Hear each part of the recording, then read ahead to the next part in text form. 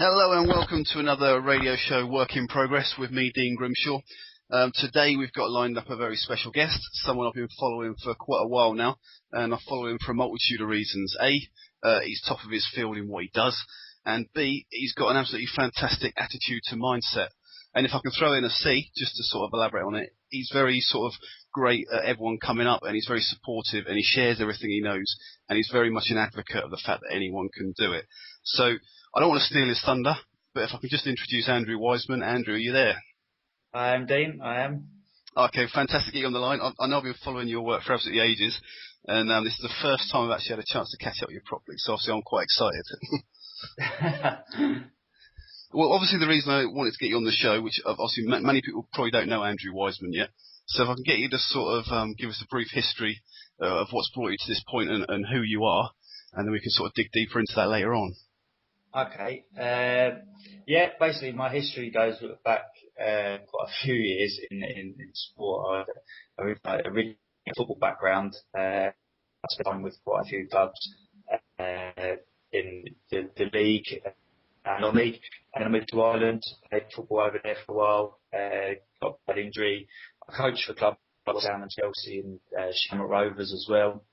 I also, up to a couple of seasons ago, I was one of the scouts for Watford after a serious injury, which they told me basically that I would never play again, and I had to have my ankle plated and screwed. So from that, I just took it into my own hands and start working with physios and on my rehab. One thing sort of fell into another. I was working in the gym hard. That's every day, actually 6-7 days a week, when it suggested that I try and enter a cover model competition, sort of men's fitness, which I did. I didn't quite make the grade, but just after that, I got a phone call from MTV, and I ended up being a swimwear model on one of their programs. I think it went out to 61 countries across Europe, which was quite good. From that, I shot with a couple of photographers, and then was convinced to take the stage in a competition, which at that point, sort of around about June, July last year, I hadn't a clue on things like nutrition. I just kind of went up on the stage and, I done all right. I didn't know anything about it. It was good. I got quite a lot of exposure. It seemed quite a few people were interested in my story. From that, about 5 weeks later, I decided, 5 weeks after that competition, there was a competition in Paris, which was a European Championship. And I just decided, I might as well go for it. I hadn't been to Paris since I was about 16. So I went over there. I finished 5th in Europe. I got a nice shiny trophy, which wasn't easy to bring home. And from there, I went on. Unfortunately, I picked up an injury at Christmas. With a nerve that had become trapped, which was part of an old injury. I still managed. I got up on stage in April in Denmark, and I'm now just in the final 9 weeks before the WBFF in the O2 in London, which will be in November. So that's where I'm at now, anyway. Okay, so you got 9 weeks to your next event. Yeah, it's a big one. There's 200 athletes. There's people coming in from all over the world. It's a European Championship. It's going to be huge. It's a big challenge, but this is my 4th time now in a year, so I'm pretty relaxed about it. I've been there. I'm not stressing about anything because I kind of know what to do. Okay, and do you find each time you sort of prep down, you get that much closer to knowing how your body works, and knowing all the trip tips and tricks that work for you? I beg your pardon. Yeah, definitely. I mean, if I go back to last sort of July when someone convinced me to compete, I really didn't know too much. I knew a little bit about diets and stuff like that, but I had never dieted per se. Now I'm used to this. It's the 3rd time I've dieted for a competition seriously. Before I went to Denmark, I think I sat at 4% body fat on stage.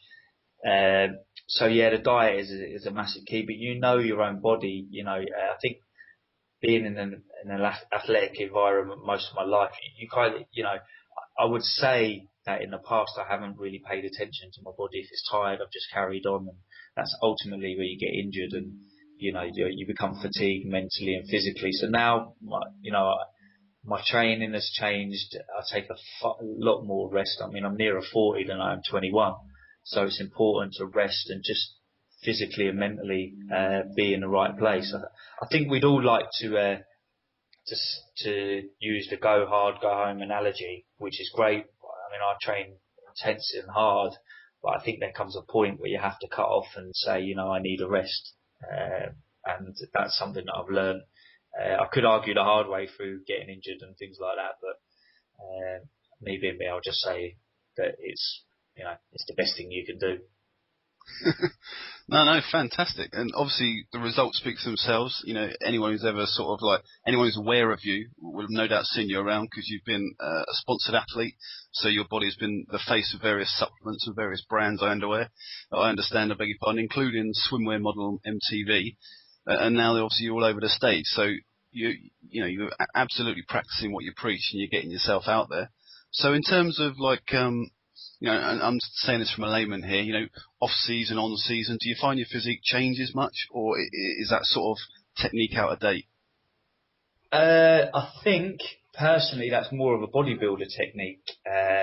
But I mean, if we look in terms of off season, when was it 3-4 weeks ago, I had my body analysis done, and I was sitting at 7% body fat, which is technically an off season.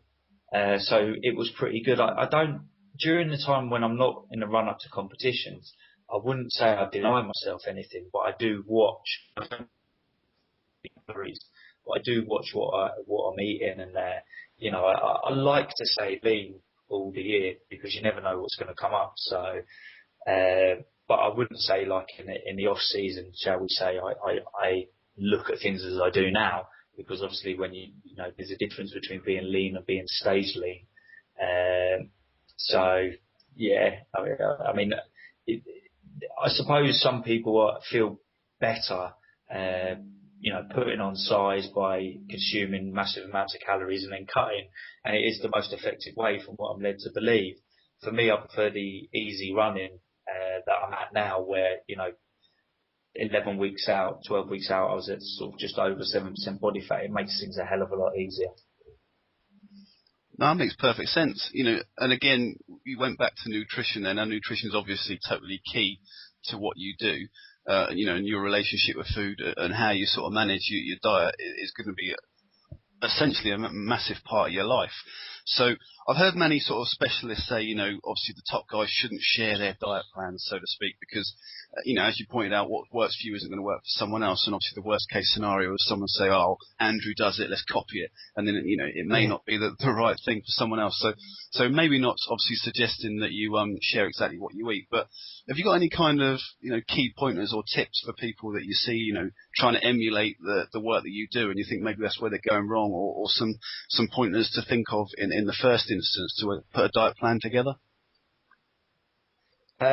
Yeah. I mean, do you know what? Listen, if you can work out, there's quite a few tools out there that will help you work out your sort of macronutrients, your proteins, fats, carbs, and simple little things. By working those out, or even getting a good personal trainer to work that out, using an app like MyFitnessPal, and just experimenting typing in your foods per day, you would be amazed at, foods that are not nutrient dense, which are going to take up a huge amount of your calories. To be honest, in the real world, no one wants to spend their days counting calories and macronutrients, and I totally understand that.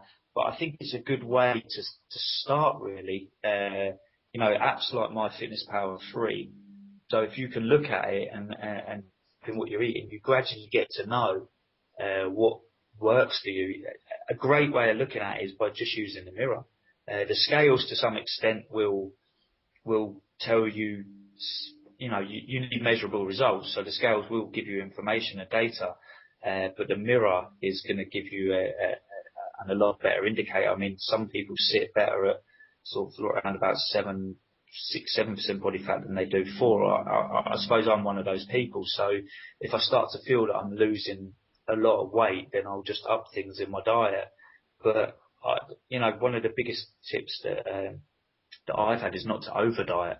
Some people go extreme and and hit, I really am quite anti these 5-2 fasting, no carbs for miles diets, because I think ultimately you're damaging yourself in some form or way, because you will lose weight dramatically, but you're going to put it all back on again, and that's not sustainable. I think the biggest thing for me was finding something that you can sustain, and diet is such a huge thing that, it is really a case of knowing yourself, but some people do need a little bit of help.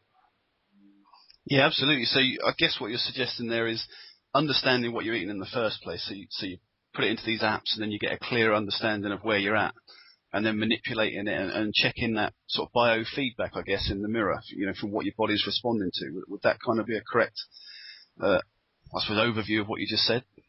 Yeah, definitely. Like I say, I mean, even to the extent, body fat isn't a massive indicator, really. Unless you're around about you've got a high body fat percentage, you are going to notice a drop. But it depends what the individual wants. No one wants to walk around at sort of, 4% body fat all year. It's not healthy. Even at 7%, it can get a bit cold at times. Very cold.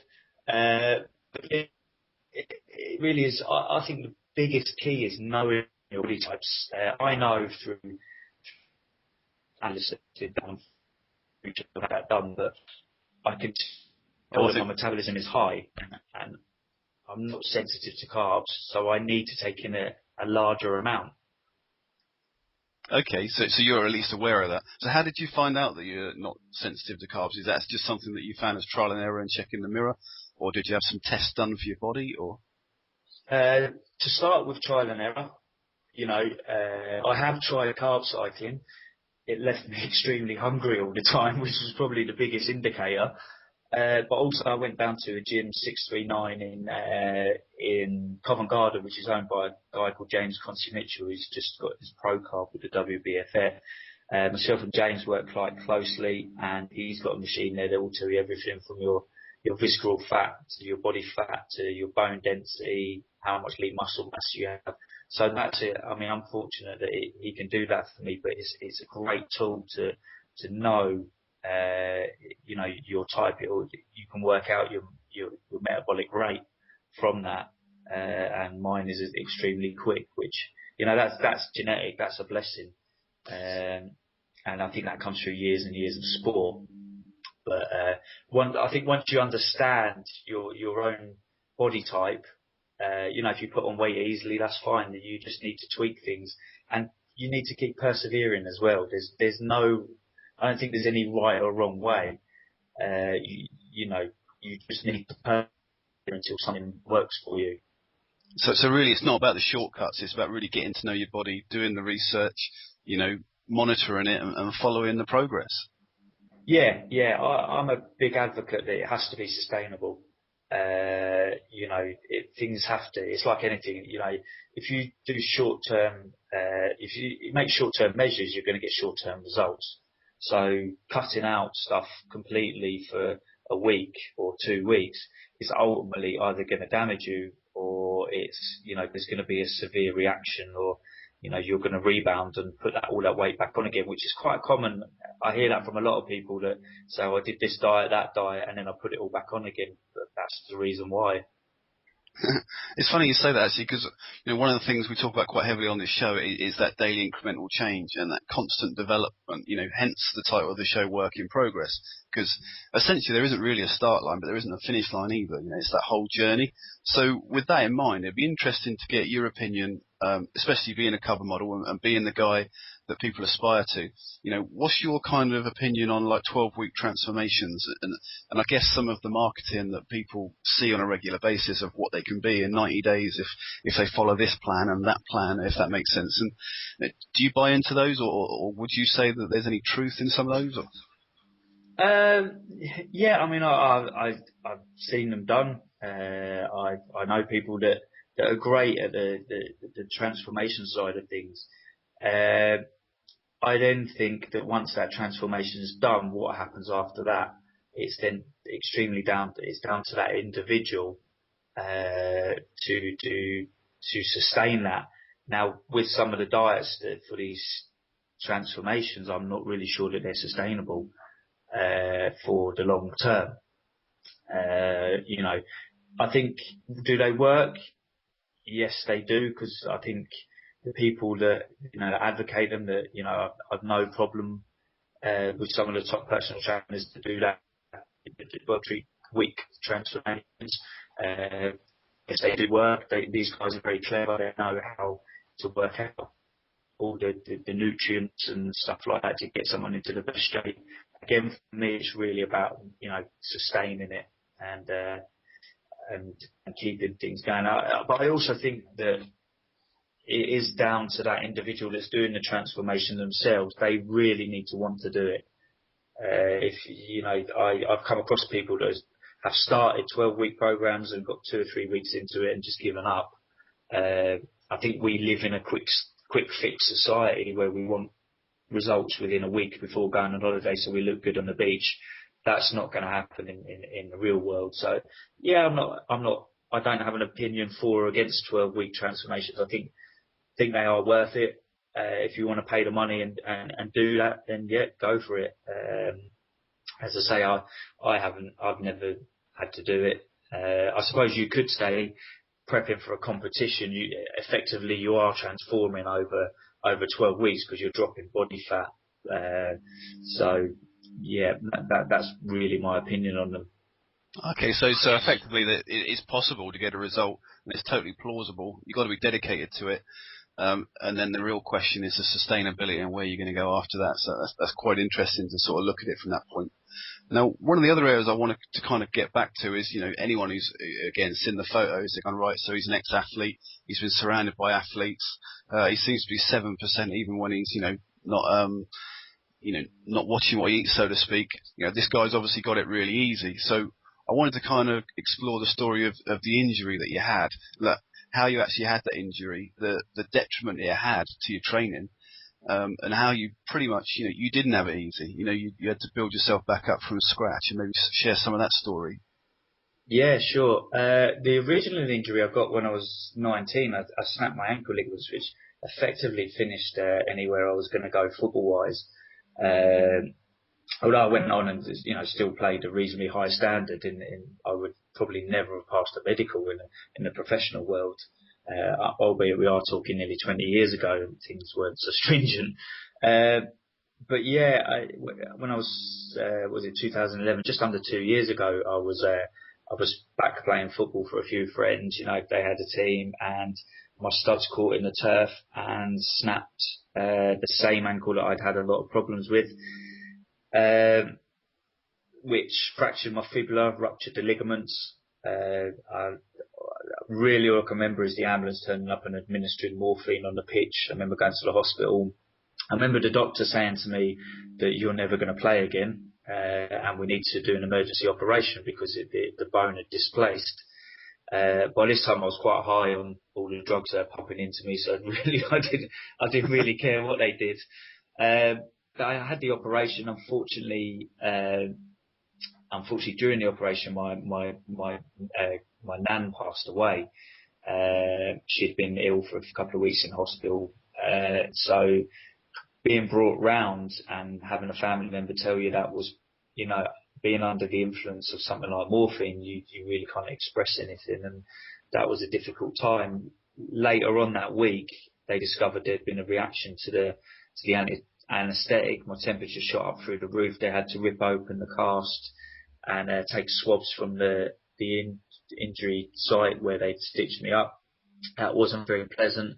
I was catheterised for a couple of weeks. So it was a really tough time. It was, I wouldn't wish that upon anyone, to be honest. Anyway, I got out of hospital. I more or less started with the physio straight away. I was fortunate I was able to pay for one privately because they're not cheap. And, we worked a lot on, although I was still in a cast, we still had things to work on. The cast came off. It was in a case of mobility, getting in the swimming pool, building up the joint. I didn't have too much muscle mass, but I did lose a lot of weight in hospital. No one wants to live on hospital food. So at that point, it was kind of, I didn't have any kind of definition or muscle mass really, to be honest with you. I mean, I had trained in the gym maybe 2 or 3 times a week before my injury, but nothing as serious as what I do now. So it was a case of building. I think the biggest hurdle was trying to get over starting to train my legs again, and I would be honest to say that I've probably been training for probably 4 or 5 months after I came out of plaster, only very, very light weights, because I think you have to get over that fear element in your own mind, that something's going to go wrong. But gradually, when you do something once, that goes away. But it was a difficult time, but I think that in a positive way, the doctors actually told me that I wouldn't be able to do anything for a year, and within 6 months, the physios were quite amazed at the shape I'd got myself into, and I think that kept me going. I wanted to prove people wrong. I still never been back to see the doctors, to be honest. I think they're going to leave all the screws and that in there, which is a good thing. But if I do, I'll probably take my trophy in and let them know, because when I got my placing in Paris, that was, I think it's 51 weeks, since I'd got the injury. So that to me was probably one of my biggest achievements. Okay, so from being told that you won't be able to train your legs for a year or do exercise in that fashion for a year, you went on to actually get on stage and get a place in less than 12 months. Yeah, 51 weeks, exactly when I got my trophy, which someone actually told me afterwards. I didn't realise. I think I was caught up in the euphoria. But yeah, it was just under a year, and I was the 5th place fitness model in Europe. Okay, so if someone was to say, what inspired you or what got you to that level, what pushed you through it? Because at that level, it's more than just physical conditioning and nutrition. There's got to be a driving force somewhere that's got you there. What would you say drove you to achieve that level of after that injury? I think I was starting to look at things a little bit more deeply. I'm a believer that everything happens for a reason. Everything, and I was starting to realise that, just because one person had said, you're not going to do anything for a year, really didn't mean that I wasn't going to do anything for a year, if that makes sense.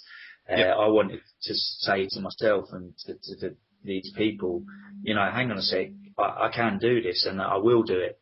And that's what kept me going. And I think in the back of my mind, I was gaining more momentum and gaining more belief in myself. Probably the most empowering thing that you can ever do is get belief in yourself. During that time, I actually did a course in NLP for sport and sports psychology, which I got to work with a fantastic sports psychologist called Louise Dealey. Louise, actually, I credit her with giving me a bit of that belief. I actually had hypnotherapy on my leg, and I haven't had any pain since. And I think when things like that happen, you start to realise the power of your mind and how things really do work. She used to actually joke with me, saying, it's all in your mind, it's all in your mind. Me being me, I was just like, no, it's my leg. It's my leg. I've got metal in my leg. It's not my mind. But it kept me going, and it just kept pushing me on, and I got there eventually. Okay, because I know, again, beliefs are a massive part of who you are, and the whole mindset thing. Like being a follower of yours, you're always putting out inspirational material. So, I get the sense that you read a lot as well. So I'm interested to say, have you got any sort of recommended reading for people out there who, can really benefit from some self-development and developing their mindset? Yeah, I mean, one of the probably best books is Mindset, Carol Dweck. I think that's a fantastic book, backed up by studies. And, I mean, it's not put in a textbook kind of way. It is normal reading. It's not a psychological journal. That's probably one of my favourites. I think books like The Chimp Paradox, which is Dr. Steve Peters, that's a good read as well. It was at that point, actually, I was reading that book. I went away in the February 2012, so a couple of months after the injury. I went away on my own. I'm fortunate that the family, we have a place in Portugal, so I went out there and I took that book.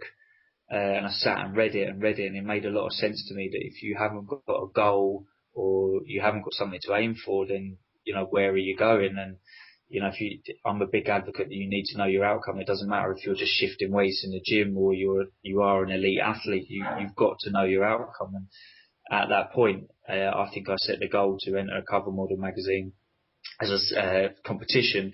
As I say, I wasn't very successful, but, it gave me that drive to keep going. And, what's for you won't pass you by. And I managed, I might not have made the cut there, but I did well to in Paris. So, that's a great book. I'm just trying to think. I've read so many.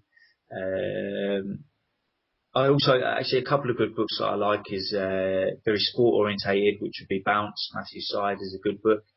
And also The Goldmine Effect by Rasmus Ankerson. Rasmus Ankerson I actually saw at a Science and Football conference, and I'd heard he put this book out. I was impressed with what he said, so I went and bought the book, and it really was good. It's where I've often quoted via sort of like my athlete page and that, but I've often quoted the fact that Ali was told that he was not genetically gifted enough to be a world champion, and Usain Bolt was told that he wasn't genetically gifted enough to be a sprinter because he was top, long and tall, and not the small, dense, muscular men we see, regularly in sprint races. So it kind of dismisses genetics and stuff like that. But it's deep reading, but it's very, very good. Especially, I find those kind of books inspirational. I'm also the old school kind of Anthony Robbins books. Some of them are nearly 30 years old, but they're great books.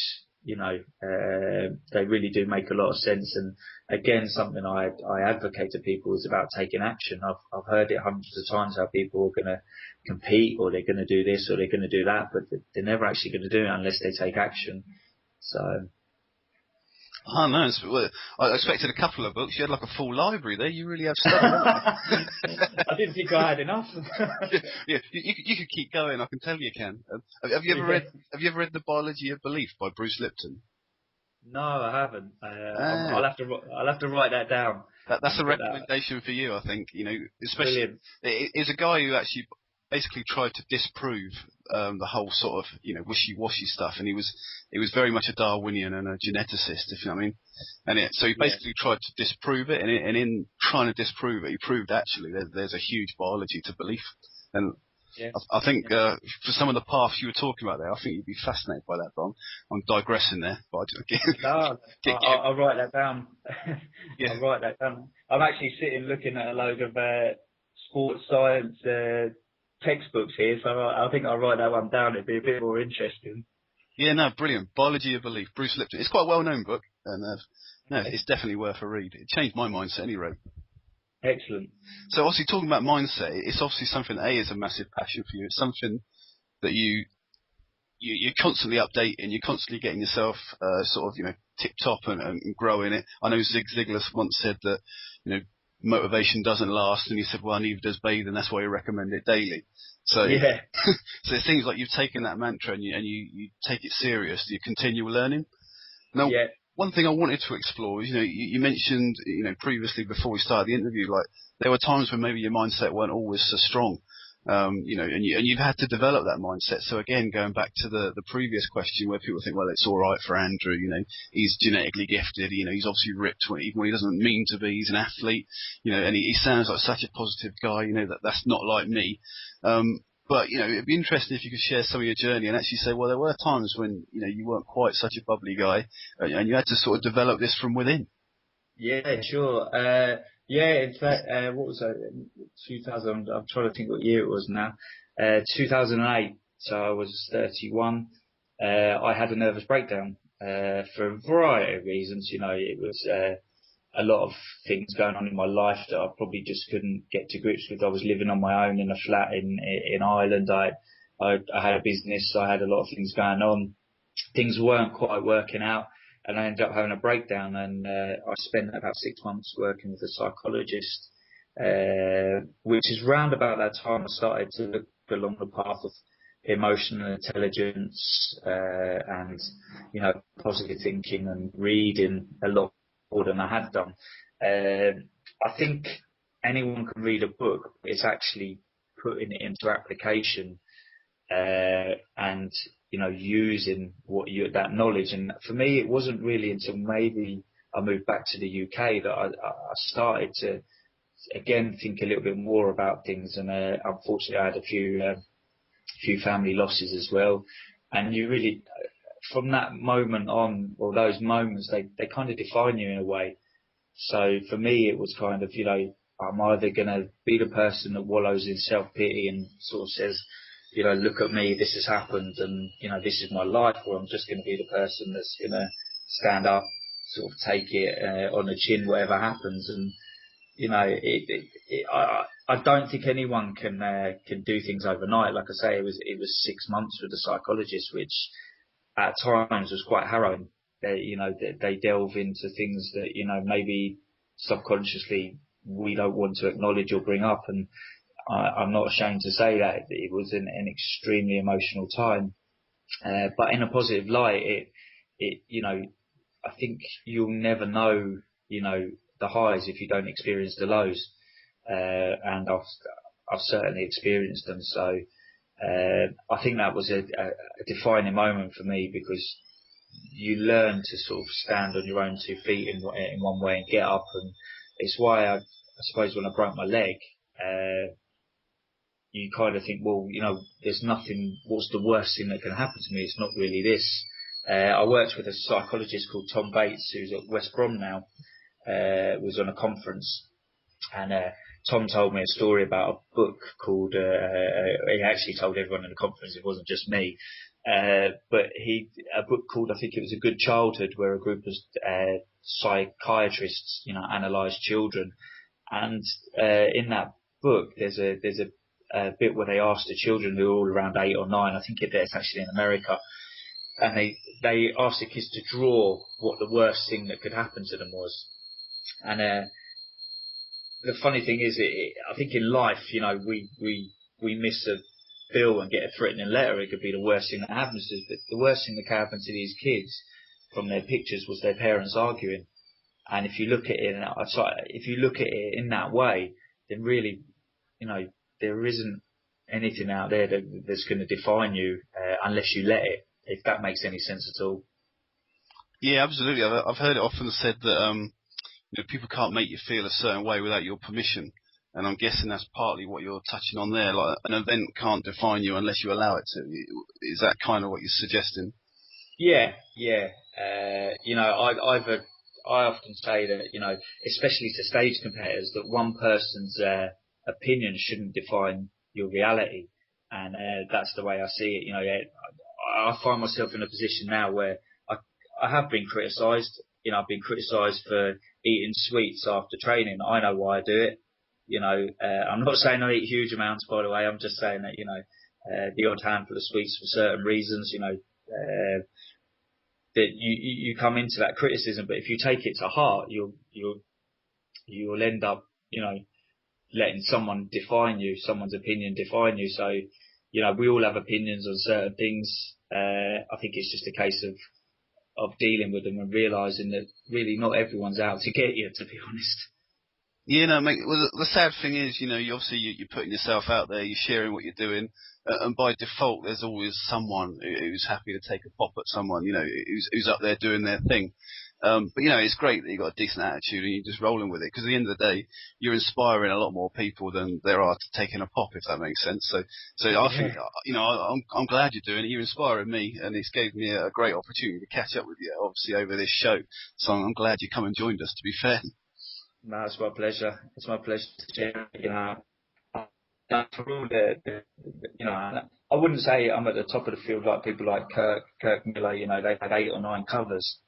But for people that the messages that I do get from people that saying, you're really inspiring me, and I've been out a couple of times, and people have pulled me to the side and said, I really like what you're doing, and I think that means more than anything. The trophy, I'm sitting looking at my trophy now, but because it's on my mantelpiece, but more than anything, if people come up and and say to you, that you've inspired them, that really means a lot. I had a conversation with my dad not so long ago, and I think it was after the Denmark competition, and I won't deny we all want to win, we all want to be at the top, but a couple of people had said to me at the competition that they'd heard about, my situations and how I'd done, and and I'd inspired them, and that's fellow competitors. And what I said to my dad was, I'd rather walk away from a competition and someone say, well, actually, he's a lovely guy, and that means more to me than a trophy. That's a great attitude to have, and again, it comes down to your values of why you're doing it, really, isn't it? And the trophy sort of does give you that sort of validation of all your hard work, but it's much more than that, isn't it? Especially because I guess the trophy alone wouldn't hold you to that journey, it wouldn't hold you committed to your training, and and the constant growth and the personal development you're putting into yourself. No. I mean, it's one of those. I actually went straight to bed after I got that trophy. I was knackered. Everyone wanted to go celebrate, and I went to bed and woke up. I think it was probably about 3 o'clock in the morning, but I had it beside me, and I woke up in the morning to kind of say, did that really happen? But it was a lot. It was hard work. It was commitment and dedication. But the other side of it has been a fantastic journey, and I've met so many wonderful people and just been absolutely blessed working with some top people who've inspired me and given me great advice to just keep going. And that's something that through the work I do, I like to pass on to people. I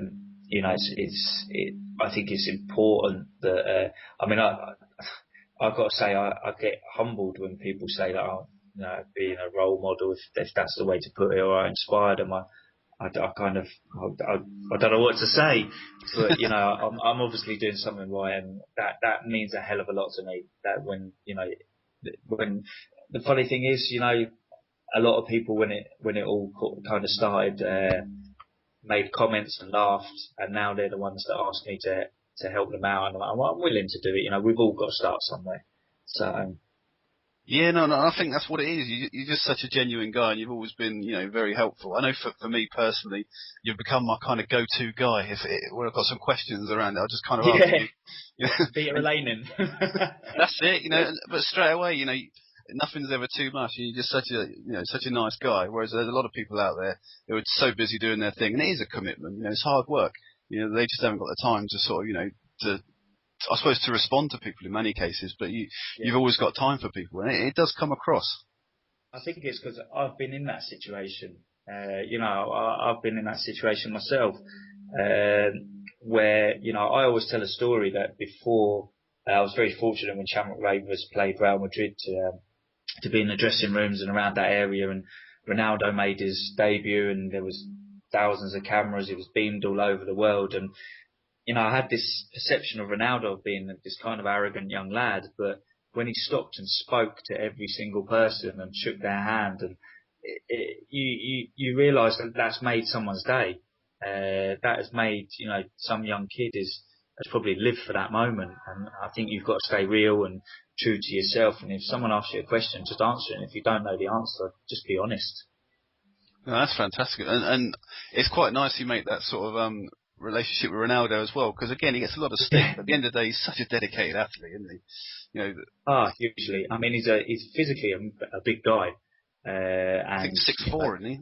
Yeah, he's massive. He's huge, and he's a great athlete, and he's only got to where he is through dedication. He must be genetically gifted, but at the end of the day, there's a heck of a lot of work rate that goes with doing what he's achieved. Yeah. I mean, genetics will only ever take you so far. You've got to be able to get beyond that, and there's no substitute for hard work and dedication, and he's proved that. And the thing I say about football and footballers and most sports is the top guys. The difference to make the difference is consistency, and that's what makes them what they are. So if you're consistent with something over a period of time, eventually you will gain success. Well, that kind of leaves us on a good one, actually, because I know I could talk to you all day, but I know at some point you're going to have to shoot. So yeah, what I was hoping to do was kind of leave it on a few pointers for people who want to emulate what you do, there's probably a heck of a lot more you can share with us. But I was thinking, for people who get in the gym and they might not be in the best condition at the moment, they might have good intentions, but they look at the guy on the front of the magazine, they go, right, I want to get ripped for the beach. Are there any pointers for people getting started, or any common mistakes you see people doing that maybe you could just throw out a few nuggets straight away? Yeah, the biggest one is leave the ego at the door. Many a time I see people go in and pick up the biggest weights, which is really not going to do too much. It's a kind of a bravado thing. Just concentrate on good form. Personally, if you're beginning, the best way I think is just concentrate on the movements. Don't do all the fancy stuff. Get the basics right. Get the time under tension. Sort of muscle contractions right. Don't worry too much about drop sets, triple drop sets, and all that kind of jargon, because you really need to get the fundamentals right, or you're going to get injured. I'd say for women starting out, hit the weights. I think women have a perception that they're going to get big and bulky. It's not going to happen. You just need to get on the, cardio is great, whether it's low intensity, high intensity. That's for anybody that wants to do that. I've no problem with that. I do cardio, but I think women need to get on the weights. They don't need to be shifting massive weights, but you will burn more calories pushing weights than you will on the treadmill. So I think probably one of the biggest things for beginners is just ask if you want help, or you're doing, or you don't feel you know what you're doing. Magazines like Men's Health, Men's Fitness, Women's Health, etc., will give you some form of knowledge. They will give you the basics that you need to know. So just stick at it and persevere, and you will get there. I think my final tip would be plan everything. Know your outcome. If you're going in to do a workout, know what you're actually trying to achieve at the end of it, and then gauge it against that. And I think you'll find you'll get far better results and go far further if you know your outcome. Okay, and then that goes back to what you're saying, really, that whole consistency and sticking to a long journey. Yeah, I think that's important. Perseverance is a big thing. Giving up is probably, I have to say to people that giving up is the easiest thing in the world, and it is. I know if you're not getting results, then possibly the hardest thing to do, but the most empowering thing is to look inside yourself and ask questions. Keep asking questions yourself. Why the results are not coming? How can you change that? And how can you make things better? And that will put you in good stead. If you're just happy to just coast along, then it might not happen for you. But if you keep questioning yourself, asking more questions yourself, and making yourself want to be better, then it will come. Okay, like I said, I could talk all day, and I'm hoping that we can get you on here again, to be honest, because I'm realising just how much there is more that you can share, but obviously time's a limiting factor. So for people listening who are obviously inspired by it, like I am, and impressed by what you do, where can they find you, and where can they find more about your work? I've got my Twitter, which is at Mr. Wiseman, WISE. SEYMAN. I know, mind block. And then there's also my athlete page on Facebook, which is facebook.com/Andy Wiseman UK. Hopefully we'll get a website going in the next few months. But I'm always about, especially I'm quite active on the social media. So if anyone wants anything, just drop me a line. Apart from diet plans, people always seem to send me messages. Can I send them a diet plan? I don't do them. I don't give them out. I don't sell them. But no, you can get me on either of those. And as I say, if I've got an answer for you, I'll do my best to get back to you. Yeah, no problem. And again, hopefully we get you back on and we can sort of invite some questions and go over some reading material. Definitely. Yeah, no, well, I'm kind of going to spring this on you now because you didn't know this was coming. But I thought it might be fun to play out with a song, something of Right. your choice. So I don't know if there's a particular track or anything that either you're listening to at the moment or something that inspires you for a particular reason. I thought I'd just throw it out there and give you a chance to put a song on. Have you got anything you might have in mind? Good question. Good question. I've sprung it on you now, haven't I? Yeah. I'm trying to think. Oh, I'm having a memory block. I don't know. There's so many things that I listen to in a day. I listen to everything. There's no track that sort of, epitomises the journey that you come through. Let me think. You must have that one workout song when you need that one more rep and it just comes on. It's perfect. Everyone's got that song. You know you've got it. Anything by Rocky. Rocky. Anything on the Rocky soundtrack. Get a Tiger. I think we found our track. Actually, right, because just thinking of that, when I saw the Paralympian there on the Leeds weightlifting sort of high performance centre at Leeds, Ali Jawad, he bench pressed 195 kilos. He's only 54 kilos himself, which would be a world record, but obviously it's a lot different in a competition. But he wouldn't bench press until the Rocky soundtrack came on, so we all had to stay quiet while the Rocky soundtrack came on. Was that the Eye of the Tiger, was it, or the actual Rocky? Yeah, with the whole Rocky soundtrack, but Eye of the Tiger. Oh wow! Yeah, that's a story. Seeing that at the weekend there up in Leeds, that inspires me. So yeah, we'll stick that one on. So we can all think of the little man doing big things while we play out the tune then. Definitely. I mean, that really inspired me. I think I tweeted him and said, I watched you today, and that's just inspirational. And I hope he goes on. I believe talking to one of his coaches that they're expecting big things in the next games. So yeah, I'll put that one on there for Ali there and for myself. Okay, well, like I say, it's been a pleasure. I could be here all day, but I know you're a busy man and you've got things to do, so I'll let you get on, and hopefully we get you on here again. Definitely, my pleasure. Thanks very much. No worries, thanks again. And playing out then, Eye of the Tiger.